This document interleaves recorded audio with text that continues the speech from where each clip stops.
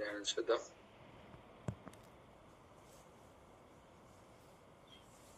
దేవుని యొక్క వాక్యాన్ని మనము ధ్యానం చేద్దాం. సామెతల గ్రంథము 23వ అధ్యాయము 12వ వచనం. సామెతల గ్రంథము 23వ అధ్యాయము 12వ వచనం.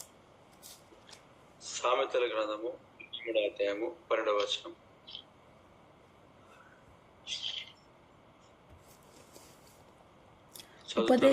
ఉపదేశము మీద మనసు నుంచుము, తెలివిగల మాటలకు చెవియొగ్గుము. ఓకే, దేవుని సన్నిధిలో ఇక్కడ మనకు రాయబడిన మాట, ఉపదేశము మీద మనస్సు నుంచుము. ఉపదేశం మీద మనస్సు ఉంచుము, తెలివిగల మాటలకు చెవియొగ్గమని లేఖనాలు సెలవిస్తూ ఉన్నాయి. ప్రియ దేవుని బిడ్డలారా, మన జీవితంలో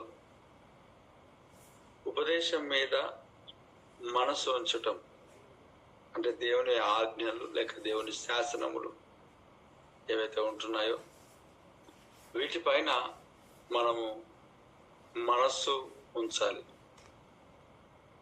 దేవుని ఉపదేశము పైన, వాక్యం పైన లేక ఆజ్ఞల పైన మనస్సును ఉంచాలి. అనేకుల జీవితాల్లో ఈ దినములలో దేవుని వాక్యం పైన మనసు ఉంచట్లేదు. దేవుని వాక్యం పైన వారు మనసును ఉంచట్లేదు. మరి దేనిపైన ఉంచుతున్నారు అంటే దేనిపైన ఉంచుతున్నారు.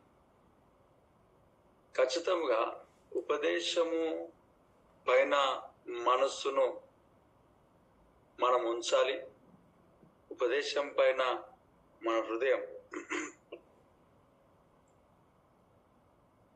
ఉంచి నడుచుకోవాలి. అక్కడ ఉపదేశము మీద మనసు నుంచుము, తెలివిగల మాటలకు చెవియొగ్గుము. అంటే దేవుని మాటల పైన మనం హృదయంను, మనస్సును అనుకునేటట్టుగా చేసి, తెలివిగల మాటలు ఏంటివి? తెలివిగల మాటలు, తెలివిగల అంటే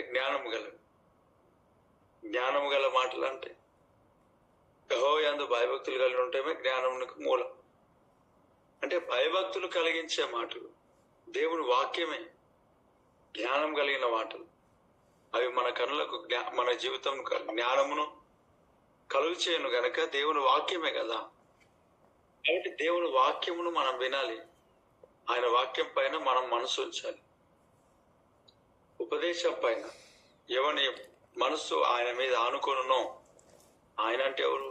దేవుడే. దేవుడు అంటే ఎవరు? యేసు ప్రభువే. యేసు ప్రభు అంటే ఎవరు? వాక్యమే. వాక్యం అంటే ఏమిటి? ఉపదేశమే. దేవునికి స్తోత్రం. ధర్మశాస్త్రమే. Praise the Lord. ఇప్పుడు ఆదియందు వాక్యం ఉండెను. ఆదియందు వాక్యం ఉండెను. ఆ వాక్యము ఆదియందు వాక్యం ఉండెను. వాక్యం ఏమైనా దేవుడై ఉండెను. వాక్యం ఉండెను, వాక్యము దేవుడై ఉండెను. వాక్యము దేవుని యొద్ద ఉండెను, వాక్యము దేవుడై ఉండెను. ఆ వాక్యమే కృపాసత్య సంపూర్ణుడుగా మన మధ్యలో నివసించాను.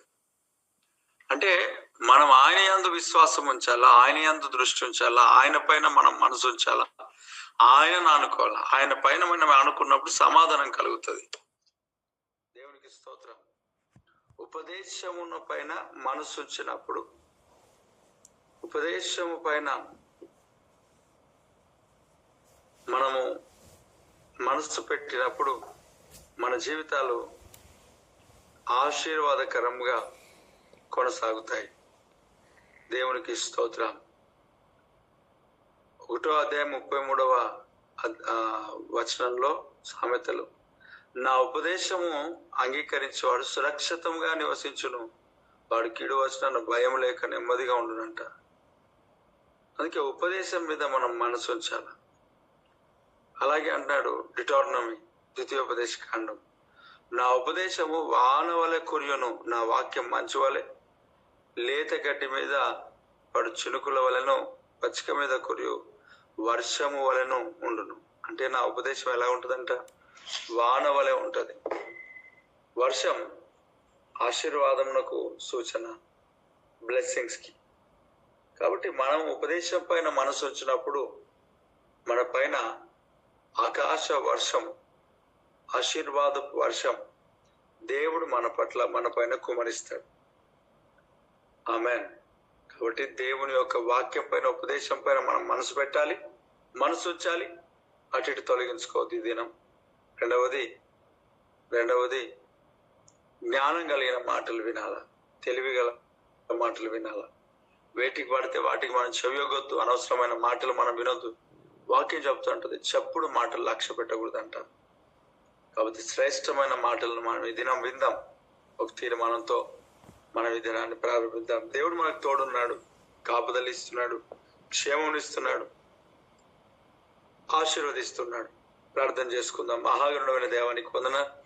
ఈ వాక్యం ప్రతి బిడ్డ జీవితంలో ఫలభరితంగా మార్చి, దేవా మేము ఉపదేశం పైన మనసుంచి తెలివిగల మాటలు మాత్రం వినే కృప మాకు దయచేయమని, వాక్యం వినే కృప దయచేయమని ముందున్న సమయాన్ని మీ చేతికి అప్పగిస్తూ, వాక్యం బట్టి స్తుతిస్తూ యేసు నామములో అడుగుచున్నాం తండ్రి. ఆమెన్. ఆమెన్.